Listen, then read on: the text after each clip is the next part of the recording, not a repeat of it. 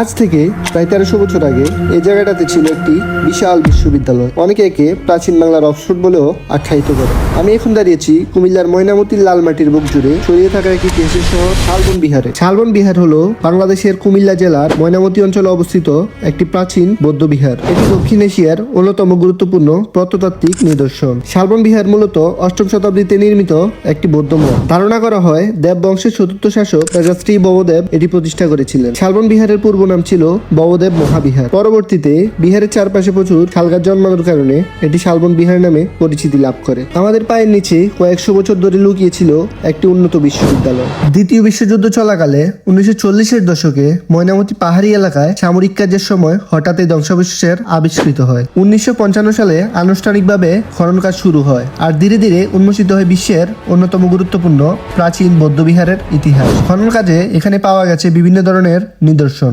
যেমন সোনা ও রৌপ্য মুদ্রা, ব্রজমূর্তি, পোড়ামাটির পলক বা টেরাকোটা। এইসব নিদর্শনগুলো বর্তমানে সংরক্ষিত আছে ময়নামতি জাদুঘরে। বিহারটি বর্গাকার আকৃতির। দেখতে পাচ্ছেন চারপাশে রয়েছে 115টি কক্ষ।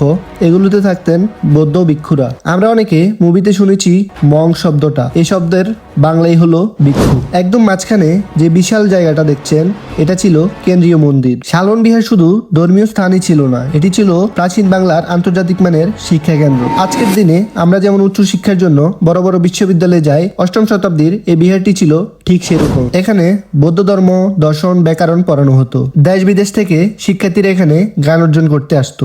যদিও রাজারা এখানে স্থায়ীভাবে থাকতেন না, তবে রাজা ভবদেব এই বিহারের রক্ষণাবেক্ষণ ও ভিক্ষুদের খাবারের জন্য বিপুল অর্থ ও ভূমি দান করতেন। আর সবচেয়ে অবাক করার মতো ব্যাপার, এই দেয়ালগুলো প্রায় 13 থেকে 16 ফুট উঁচা। সিমেন্ট ছাড়াই শুধু ইট আর চুন সুরকি দিয়ে বানানো। আজকে আমরা এখানে ঘুরতে আসলাম, কিন্তু এই জায়গাটা আমাদের একটা জিনিস শিখায়, এই মাটিতে একসময় জ্ঞান, শিক্ষার, সভ্যতা কতটা উন্নত ছিল। তাই যদি কখনো কুমিল্লা আসেন, এই জায়গাটা মিস করবেন না, কারণ এটা শুধু ভ্রমণ না, এটা সময়ের পিছনে ফিরে যাওয়ার একটা সুযোগ। শালবন বিহারের চারপাশে যা দেখছেন, এগুলো শুধু ইট না, এগুলো হারিয়ে যাওয়া সভ্যতার গল্প বলছে। একসময় পুরো জায়গাটা মাটির নিচে চাপা পড়েছিল।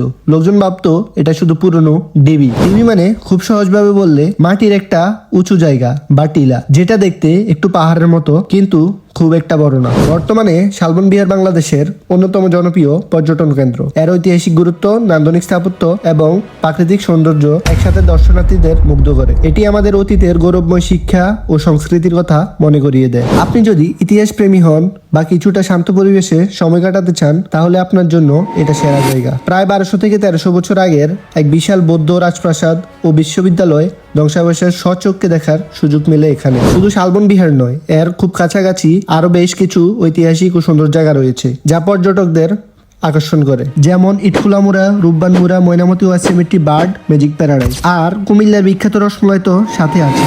ঘুরতে যাওয়ার পাশাপাশি কুমিল্লার মনোহরপুরের আদিমা ত্রিভান্ডারের রসমলাই স্বাদ নেওয়া পর্যটনের জন্য একটি বিশাল আকর্ষণ। মূলত শিক্ষা, বিনোদন এবং ইতিহাসের এক অপূর্ব সমন্বয় পাওয়া যায় আমাদের এই কুমিল্লাতে। আজকের ভিডিওটি এ পর্যন্তই। দেখা হচ্ছে নতুন কোনো ভিডিওতে। আপনি যদি হিস্টোরিক্যাল ভিডিও পছন্দ করে থাকেন, আমাদের ইউটিউব চ্যানেলটি সাবস্ক্রাইব করে পাশে থাকবেন এবং ফেসবুক পেজটি ফলো দিতে ভুলবেন না।